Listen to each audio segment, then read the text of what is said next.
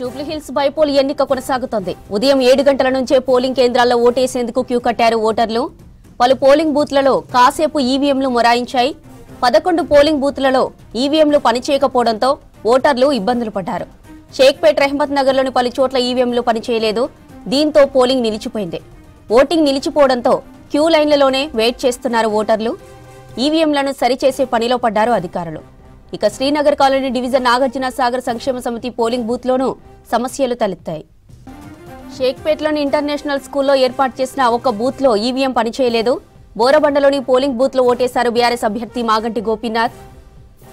యూసఫ్గూడలోని ప్రభుత్వ స్కూల్లో 10 పోలింగ్ సెంటర్లు ఏర్పాటు చేశారు. ఇందులోనే దాదాపు 10,000 మంది ఓటర్లు ఓటేయనున్నారు. యూసఫ్గూడ చెక్పోస్టులోని ప్రభుత్వ ఉన్నత పాఠశాలతో పోలింగ్ సరళిని పరిశీలించారు కాంగ్రెస్ అభ్యర్థి నవీన్ యాదవ్. ఎర్రగడ్డ డివిజన్లోని పోలింగ్ బూత్ ను సందర్శించారు ఎన్నికల అధికారి ఆర్వీ కర్ణన్. పోలింగ్ సరళిని పరిశీలించారు. ఇక ఈవీఎంలు పనిచేయని చోట రిజర్వ్ ఈవీఎంలను రీప్లేస్ చేశామన్నారు.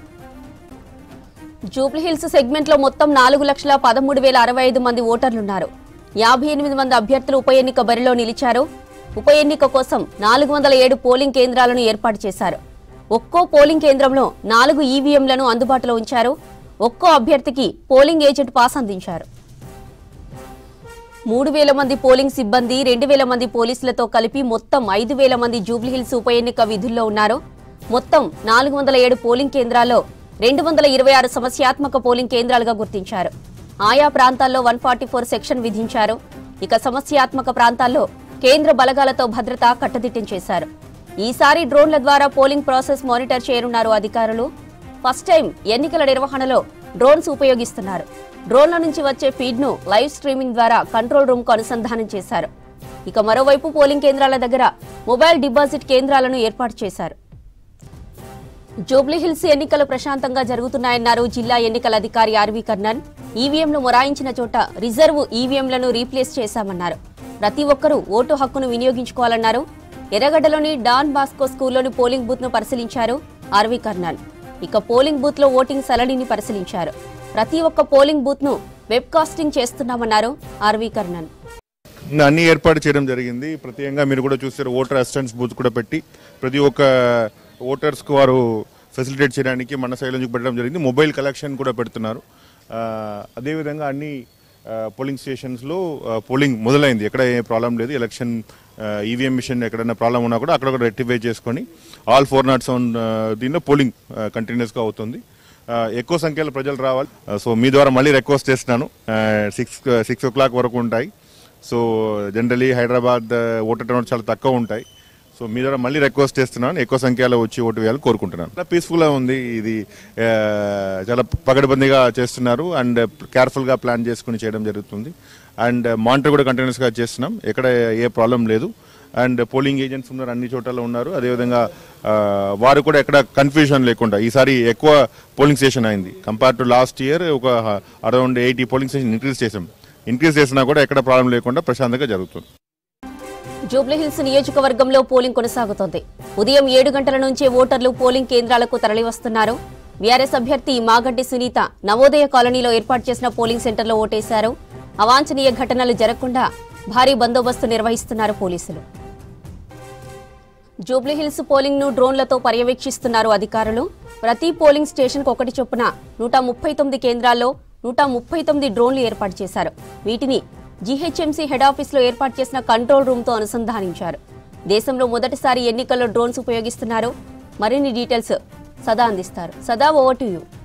జూబ్లీహిల్స్ ఉప ఎన్నికకు పోలింగ్ స్టార్ట్ అయిపోయింది. అయితే ఈ పోలింగ్ జరిగే టైంలో సెక్యూరిటీ పైన పోలీసులు పూర్తి ఫోకస్ చేశారు. ముఖ్యంగా ఈసారి మొదటిసారిగా దేశంలో ఎక్కడా లేని విధంగా ప్రతి పోలింగ్ లొకేషన్ దగ్గర ఒక డ్రోన్ ఏర్పాటు చేసి ఆ డ్రోన్ తోటి సెక్యూరిటీ అనేది మానిటర్ చేస్తున్నారు. సో మనం చూసాం కదా. సో ఇప్పటికే మొత్తం 139 లొకేషన్స్లో ఒక్కొక్క పోలింగ్ లొకేషన్ దగ్గర ఒక్కొక్క డ్రోన్ తోటి పూర్తిగా ప్రతిదీ కూడా లైవ్ స్ట్రీమింగ్ పెడుతూ సో జిహెచ్ఎంసీ హెడ్ ఆఫీస్లో ఒక కంట్రోల్ రూమ్ ఏర్పాటు చేశారు. సో ఆ కంట్రోల్ రూమ్కు ఈ డ్రోన్ నుంచి వచ్చే ఫీడ్ అంతా మొత్తం అక్కడ లైవ్ స్ట్రీమింగ్ చేస్తూ దాన్ని అక్కడి నుంచి ఉన్నతాధికారులు మానిటరింగ్ చేస్తున్నారు. సో ముఖ్యంగా ఈ జూబ్లీ హిల్స్ నియోజకవర్గంలో 226 క్రిటికల్ పోలింగ్ స్టేషన్స్ ఉన్నాయి. సో ఈ అన్నిటికీ సంబంధించి గతంలో ఇక్కడ ఆయా పోలింగ్ స్టేషన్స్ దగ్గర గొడవలు జరగడం కానీ లేకపోతే అక్కడ రిగ్గింగ్ జరగడం కానీ అట్లాంటి ఇష్యూస్ అయ్యాయి. సో వాటిపైన స్పెషల్ ఫోకస్ పెట్టిన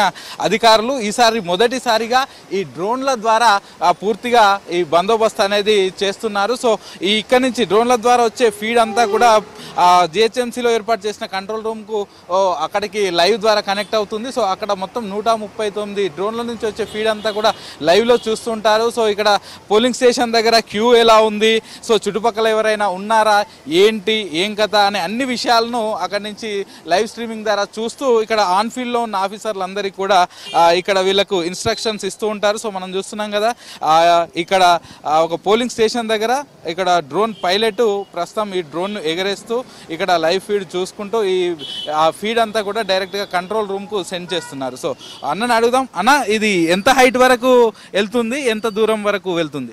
50 meters allowed. ఎంతనా? 50 meters allowed is RPC rules because of the airport and airlines guidelines. That's all. और कितने दूर जाना around? Our permission is 100 meters only. 100 100 metre. meters. कब तक रहता भाई आप? हाँ. टाइम कब तक रहता आप इधर? Up to finishing time and शाम full तक.